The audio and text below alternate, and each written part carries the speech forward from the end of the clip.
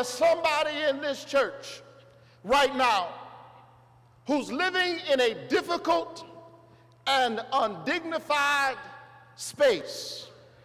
In other words, you know what's in you, but for just a little while, you're having to live in a place and in a space that's beneath who you already know you are. And somehow you have to keep the faith and keep your head up and trust in God in the meantime. You're having to do things that you never thought you'd have to do, making choices that you never thought you'd have to make, especially at this point in your life. But you're having to do it in order to survive in this tough economy.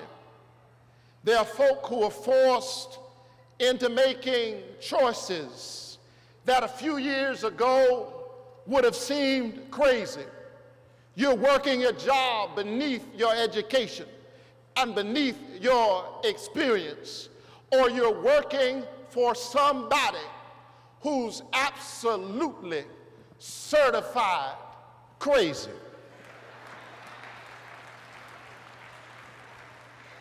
But you have to negotiate that space in order to survive.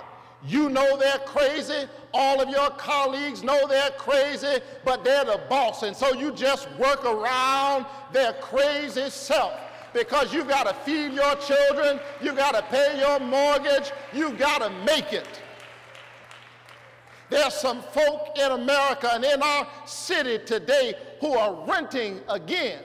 Having owned a home for years, now all of a sudden you're a renter all over again. It's like you're in your 20s all over again. You've got a master's degree and you've got to move back home with mama. You love mama, but you don't want to live with mama, and mama's about to drive you crazy.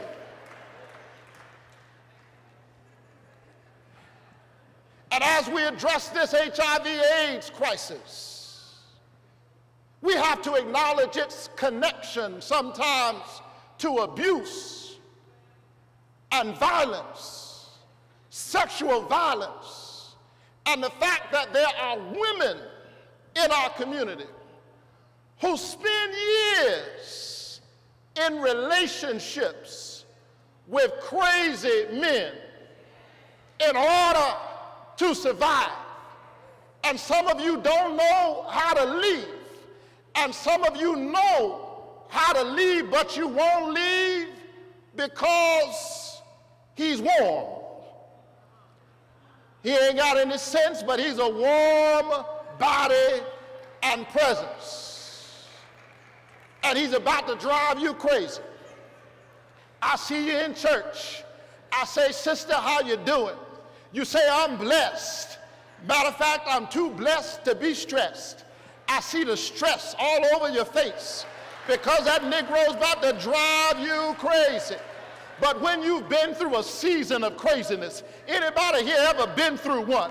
When you've had to deal with some crazy folk, when you've had to make your way through some crazy circumstances, and somehow the Lord brings you out. When you come out of that situation, when you come out of those circumstances, you come out with a praise on your lips. That's why David emerged from this situation. He ran from Saul and he escaped this Philistine king. And he said, I don't know what tomorrow holds. I don't know what else I'll have to face in my life, but I know what I will be doing. I will bless the Lord at all times. His praise shall continually be in my mouth. My soul shall make its boast in the Lord. I used to boast about my money, but I don't have any anymore. I used to boast about my friends. They said they'd be with me through the thick and the thin, and things got thick and they thinned out. I used to boast about my job, but I don't have that job anymore.